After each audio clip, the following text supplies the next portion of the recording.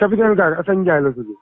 Assane Ndiaye waaw yéen da ngeen am accident ci géej bi mën nga ñu nettali fan ngeen jógee ñaata ngeen woon ak situation bi fan la toll.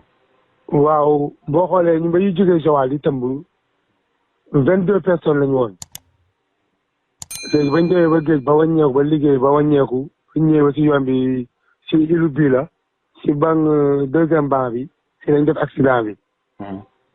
léegi nag bañ defee accident bi ñu vers 2 heures du matin si lañ def accident bi léegi bañ defee accident bi nag apparemment machine yi ñoo mujjee panne ñetti machine yi ñoo noonu ñetti machine ñaari 77 ak benn 40 léegi ñetti yi dañu mujjee panne xamante ni li ñuy def léegi diggante bi vague yi ñëw di dóor gaal gi nag par la suite si lañ damm gaal gi vague yi ñoo damm gaal gi ñetti parti ngeen bi si digg bi ak bopp léegi diggante ba nag ñu rassemblé mool yi génne gilet yi kenn ku ne ñu jox la gilet te ay bidon moo tali leen pour ñu téye si xam ne bidon yi bu la gilet bi xawee faible da ngay jël bidon yi moo tali ko mu may la doon léegi bañ sooboo 2 heures du matin presque ba 10 heures si 10 heures du matin si lañu gaal doo ko fa mais balaa boobu xale yi nga xam ne ñoo réer ñoom si 2 heures du matin ba 10 heures maa ngi ñoom man mii wax ak yow ñoo ànd ñoo ànd ba ñoom ñu seen kaw joor ne ma bàyyi léegi kaw la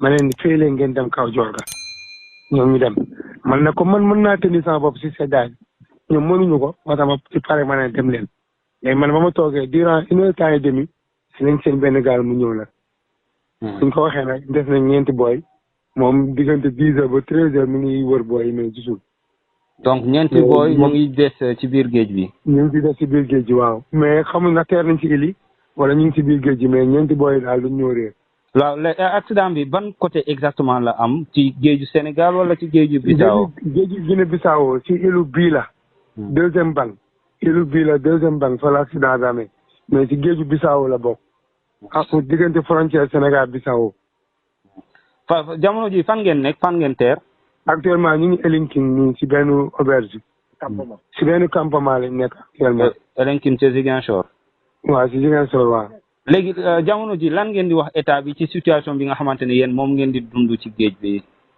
maanaam état bi pour ñu mun ñu lépp lu ma leen mën a wax mooy ñoom lu ñu mën a jàppale si géej gi ñoom ñu see jàpp ñun mool la mool sonn nañ trop si géej gi ne boo gisee chaque at nga dagg licence 1,7 million année bi lépp bëgg a dem ba Bissau di liggéey maanaam géej Sénégal moomatu dara boo demul Bissau doo liggéey il paraît que nga doon père de famille am jabar am doom di dimbali sa yaay di dimbali sa pap te boo demul Bissau doo liggéey léegi moo tax état bi bu ñu mënee dimbali ñu torop ci suñu géej gi pour ñu toog na dem Bissau gënaluñu mais ñàkk pexe moo tax ñuy dem Bissau waaw mais luñ ci mën a dimbale ñu dimbali boo xoolee ñun tey imagine tey dañu am 15 jours samedi lañ tëmboon Sénégal ba samedi encore tey parce que 15 jours gisuñ suñu njaboot ay père de famille ñoo fi ne ak ay ñoo xam ne ku nekk ci ay sa référence wàkk am na ñoom sax seen jaay ñu ngi lañu xaar tey ba ñu yëgee nouvelle bi neexu leen tey xoolal suñu kër kenn doguwul te ba ñu yëgee nouvelle bi neexu leen moom amoo leen tiitaange ci seen xarit yu des ci biir géej bi yu ngeen gisul non góobu ni war nañ am tiitaange ndax gëm nañu ñun ñu ngi ñaan yàlla ba ñoom képp ñu ne nañ nekk si jàmm rek mais comme di xalaat ne ñoom war nañoo mën a dem déedéet ñun tiitanuñu lool xalaatuñu lool mais ñoom teg nañ leen ci bonne condition ñu nga seen i bidon ñu nga seen i gilet ba pare xanaa leen lay xalaat seddaay bi xaw leen sonal mais moment boobu géej gi seddoon na mais moo tax ma wax leen dem leen man ma resté man maag sama benn petit frère ñoom mujjee toog taxaw ak yenn gars yi tenir ak ñoom ba gars yi ni muy ñëwee ñu doo ko gis mais ñu ngi sant yàlla daal. yéen a ngi continuer di wut di leen seet. waaw ñu ngi ko waaw gars yi ñu ngi def seen recherche ne boo xoolee fi ñu jaar yëpp si Elinkine ñoom ñu ngi def seen recherche pour xool na booy teeruñ ci liggéey ku ñu mën a woo bi sax ñu woo ñu ngi génn di def ay coordonnées di defal di génn ko dem ak a ñëw. jot ngeen jokkoo ak autorités yi ci loolu. non loolu moom xam nga man boo xoolee alal bi ñu ne sama alalu papa la. alalu parent alalu famille la. man mosuñu am problème ma woote gouvernement xaw ma ne paa bi daal na woote mais comme lii moom ñu ngi ñaan yàlla suñu jiitu réew yi dégg lii yëpp ko xam ne carrément moo li li def ci géej gi métti na comme tey jii cas bi ñu dal mën na dal keneen suñu mbokk yi mooy. mais tamit di sant yàlla di sant moo li ñu fort. ñu ngi leen sant bu bëree ñoom El Hadj Diène. ñu ngi leen sant bu baax a baax ak gan yi ñu dalal fii si Elinkine muy président presse bi ak sama membre yi ma taxaw yëpp ñu ngi leen sant di leen gërëm. ndax mënoon nañ ñoo taxawee neneen. ok mais jërëjëf. waaw Diop tamit jërëjëf. waaw ndax nga laaj. waaw ñu état mën a dimbali tamit ñu jël. incha allah. incha allah jërëjëf. Vous vous appelez? Je m'appelle Abdou Keita, quai de pêche d'Elinkine. Bon, effectivement, tout à l'heure vers 22h, on nous a mis au courant d'une pirogue qui a chaviré vers la Guinée-Bissau. Et donc, nous sommes arrivés sur les lieux et nous sommes venus voir la situation des pêcheurs. Quelle est la situation de ces derniers? Actuellement, ils sont dans une situation un peu triste, très triste même. Et ils sont complètement démunis mentalement parce qu'il paraît qu'ils sont 22 pêcheurs et malheureusement, 4 sont restés disparus jusqu'à présent. Il y a les 18 qui sont déjà sur terre. Maintenant, nous attendons de voir la situation et puis voir un peu comment les autres seront sauvés, quoi. Alors, où est-ce que l'accident s'est produit exactement?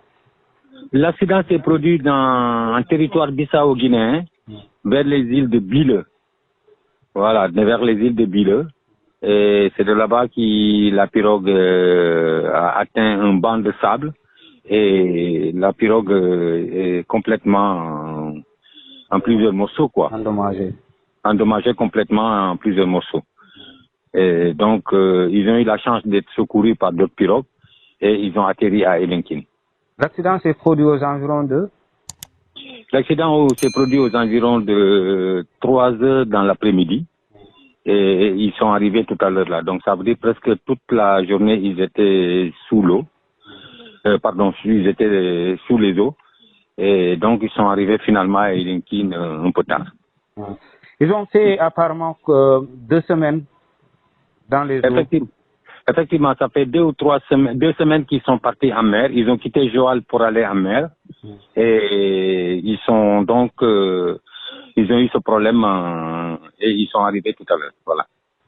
Quelle est la situation aujourd'hui que les pêcheurs vivent au niveau de la mer au Sénégal, notamment dans votre secteur à Elinkine? Effectivement, c'est une situation un peu difficile.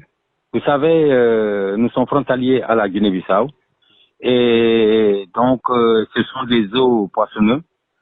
Et donc tous les pêcheurs, beaucoup de pêcheurs sénégalais vont y pêcher, quoi. Mais malheureusement, ils ont souvent des problèmes en haute mer. Bon, vous avez vu ce cas qui vient d'arriver là tout à l'heure.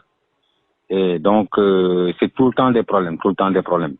Parce que comme vous l'avez entendu, le monsieur il disait qu'ils ont des licences qui les a coûté un peu plus de 1 700 000 francs.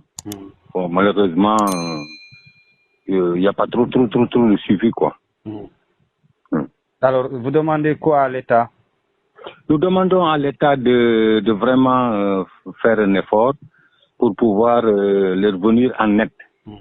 Parce que, vous savez, le secteur de la pêche est le poumon de l'économie du Sénégal. Et actuellement, les pêcheurs ont besoin vraiment de soutien. Ils ont vraiment besoin de soutien pour pouvoir s'en sortir. Voilà. Merci, M. Keita. Merci beaucoup à vous de même. Allez, portez-vous bien. Bonne soirée.